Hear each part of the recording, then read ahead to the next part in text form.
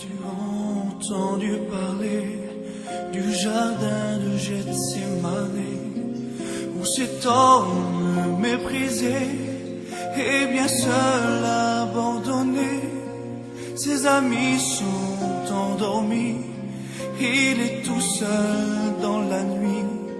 Les soldats vont arriver, Judas viendra l'embrasser, cet ami le trahissant pour quelques pièces d'argent. C'est la justice et la haine, c'est comme une coupe pleine qui ne peut plus s'éloigner.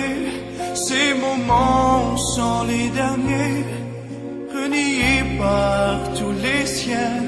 Jésus n'a plus que ses mains jointes dans une prière qui monte vers Dieu son Père, une prière d'amour, d'obéissance toujours, de Gethsémane à Golgotha. Chemin conduit Jésus sur la croix de Gethsémane à Golgotha. Il donne sa vie pour nous, ses amis. Il fait chaque pas pour toi et moi, de Gethsémane à Golgotha. Il donne sa vie ce jour-là pour sauver l'humanité, pour effacer les péchés des hommes qui l'ont condamné, pour qu'ils veuillent bien l'aimer, ceux qui l'ont abandonné. Et il ouvre ses deux mains pour nous montrer le chemin, celui de la vérité, celui de l'éternité. As-tu entendu parler du jardin de Gethsémane, où l'angoisse de la mort le saisit, le prend si fort, dans l'espace d'un instant, coule de son front du sang. Dieu l'a-t-il abandonné? Pourquoi l'ont-ils condamné?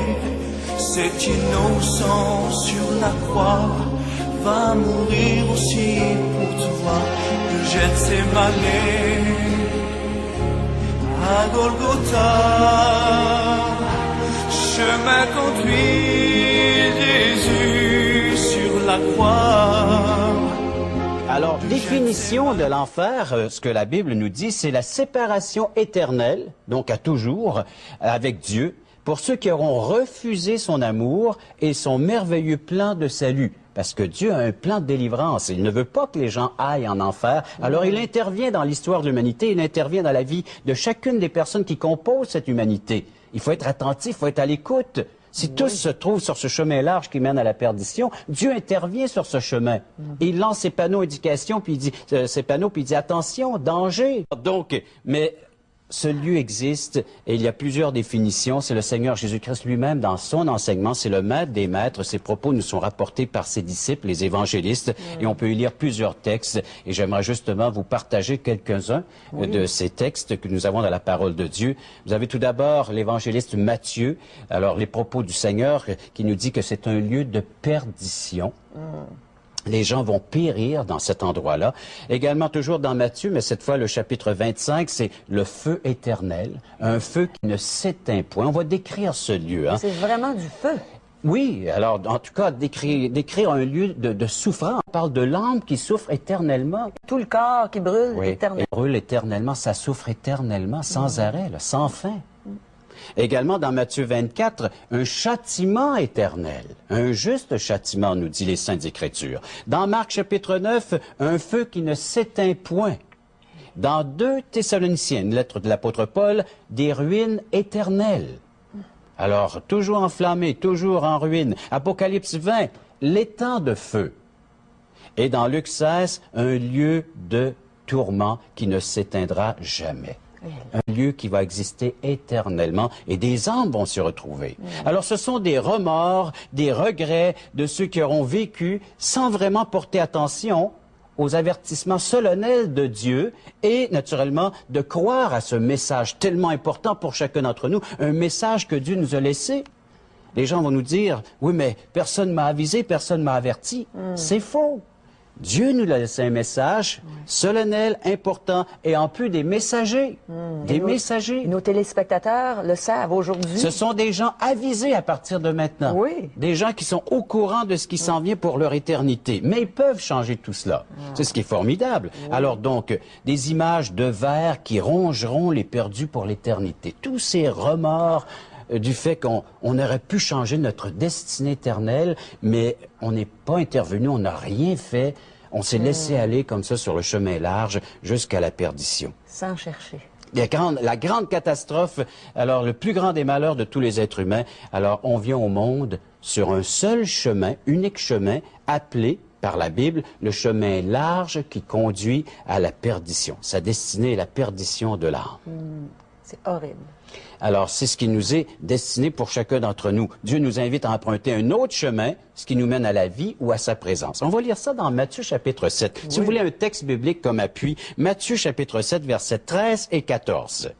Alors, on invite nos téléspectateurs à avoir Bible en main pour écouter et regarder Parole vivante. Je vais regarder dans ta Bible. Ben, allons-y ensemble. Alors, Matthieu 7 et versets 13 et 14, nous lisons « Entrez par la porte étroite ». C'est bon à signaler ici que c'est l'enseignement de Jésus.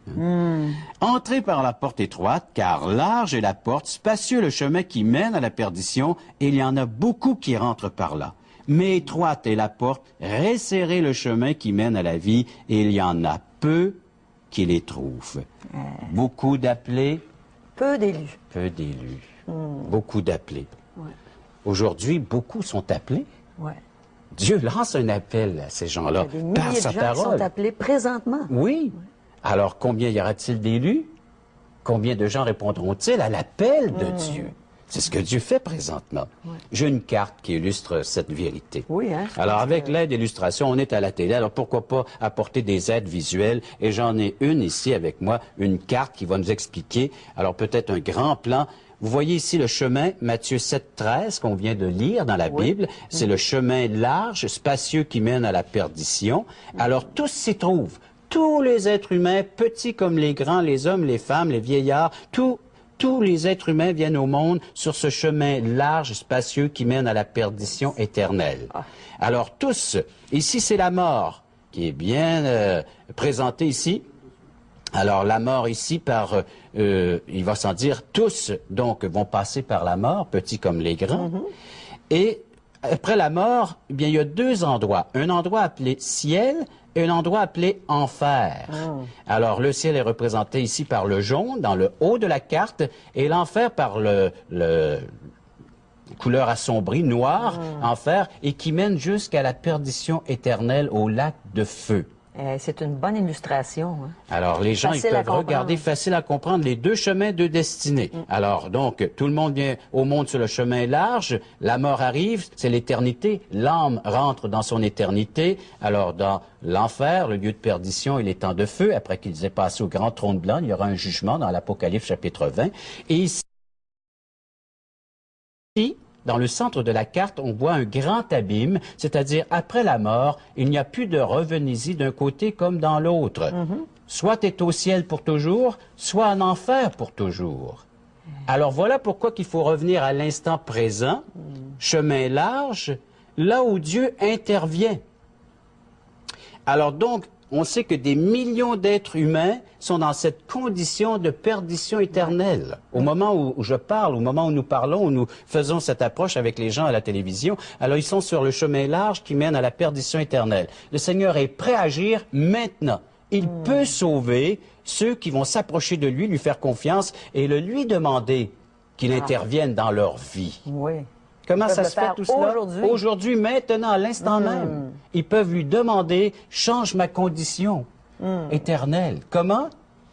Parce que regardez sur le chemin large, il y a une ouverture, il y a une porte. Et Jésus a dit dans Jean 10, verset 9, « Je suis la porte. » Et dans Jean 14, 6, il a dit, « Je suis le chemin. » La vérité et la vie. Nul ne vient au Père que par moi. Très important ces deux versets maintenant. Oui. Pourquoi? Parce que sur le chemin large, voilà, il y a un panneau qui te dit maintenant, il y a une porte de sortie. Il y a un moyen de s'en sortir. Il y a un moyen de changer tout cela si tu empruntes le chemin, la seule, unique porte, le seul accès qui va nous emmener au Père. Alors donc, il faut quitter ce chemin large, repentance, et croire en Jésus pour ce qu'il est, en ce qu'il est. La façon qu'il se révèle fait connaître à nous. Alors on emprunte cette porte, ce chemin, et par le fait même, nous commençons déjà, à l'instant même que cette décision est prise, que ce choix est fait, à l'instant même de profiter de cette présence de Dieu, et cela pour l'éternité. À l'instant même, on est sur le chemin étroit qui est Jésus qui lui-même. Mène à la vie, Caro. Oh, on sait que le désir de notre cœur, nos prières, et c'est le désir de Dieu surtout, que les gens empruntent ce seul chemin qui mène au Père. Mais le juste juge, alors, ne vous juge pas sur le bien que nous avons pu faire, parce que beaucoup de gens vont se justifier, ben j'ai fait du bien, moi. Mais lorsque nous avons des cours de justice ici-bas et que nous assistons, soit donc à un procès ou nous le voyons à la télévision, c'est pas sur le bien qu'ils ont fait que les personnes sont jugées, mais sur le mal. Ils ont peut-être vécu une très bonne vie, mais jusqu'à ce qu'ils commettent ce méfait, soit un vol, un viol ou un meurtre. Combien de fois on entend le voisinage dire « Je comprends pas, c'était une bonne personne. J'ai pas compris. » Puis il parle avec les journalistes, puis je peux pas comprendre que mon voisin ait agi de la sorte. C'est une bonne personne. Mais il va être condamné, il va être jugé sur quoi? Non sur le bien ou sur la bonne vie qu'il aurait pu faire jusqu'à maintenant, mais sur le mal qu'il a commis. Et c'est la même chose pour Dieu. Dieu regarde le mal et ce mal-là, la personne est reconnue coupable sur la seule faute commise. Un vol, viol, meurtre ou peu importe. Alors, donc coupable, retenue coupable, elle devra payer sa dette à la société et aux yeux de Dieu. Il y a un verset qui nous parle dans le Nouveau Testament. Oui, j'aimerais le citer. Je le cite souvent à nos émissions de radio, Régent. Et c'est que dans l'épître de Paul aux Romains, au chapitre 3, verset 23, il nous dit que tous ont péché. Sans exception, hein, Régent? Tous ont péché et sont privés de la gloire de Dieu. Privés de la gloire de Dieu, ça veut... La présence, hein? C'est ça. Alors donc, heureusement que Dieu intervient dans notre vie. Il est intervenu dans la mienne, intervenu dans la tienne, mais là, il intervient dans la vie des téléspectateurs. Mais l'erreur fatale serait de ne pas croire en la parole de Dieu et de faire fi de tous ces appels que Dieu lance, ces invitations à croire en lui, à accepter le seul unique moyen par lequel nous pouvons être sauvés. De ces flammes, de ce lieu appelé enfer, communément appelé enfer. Alors donc, par amour, il intervient, il nous ouvre les portes du ciel pour son éternité, pour l'éternité. Alors à nous d'y entrer. Comment? Par la repentance et la foi. De se détourner de ce chemin large et d'emprunter le chemin étroit. Une grâce t'est offerte maintenant. Dieu intervient maintenant dans ta vie. À toi d'agir. À toi d'agir, mon ami. C'est le temps aujourd'hui. Choisis le chemin étroit qui mène à Dieu, qui mène à la vie éternelle. Merci, Régent, pour le message de la parole de Dieu. Ça a été vraiment merveilleux. Alors, tu nous as mis ça très clair. On a le choix. Oui, c'est la parole de Dieu. C'est Dieu qui met ça clair. Hein? On a le choix entre le ciel ou l'enfer. Alors, mes amis, je vous en supplie, prenez le chemin étroit qui mène au ciel. Jésus vous l'offre, il a payé cher pour qu'on prenne ce chemin. Il l'a payé de sa mort sur la croix et maintenant il vous invite à le recevoir comme sauveur personnel. Prenez le chemin qui mène à la vie. Vous ne le regretterez jamais. À bientôt.